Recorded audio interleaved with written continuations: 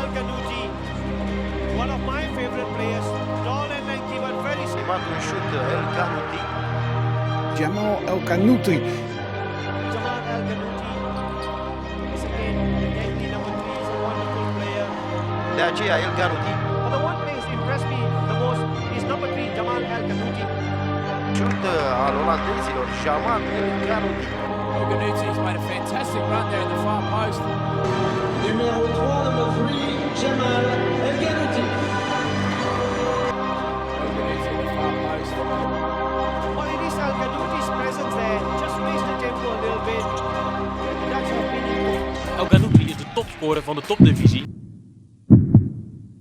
Well, we're just looking at that. That's my favorite Dutch player, number 3, Jamal El-Ghanouti. El-Ghanouti.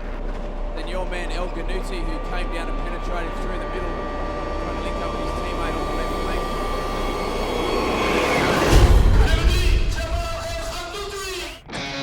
That's a mistake. There could be a chance here. El-Ghanouti goes forward. El-Ghanouti fires just over the top. He's looking for a foul.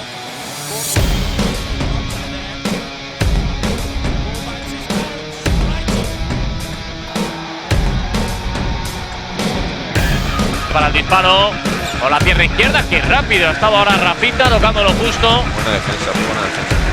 Y tapó perfectamente.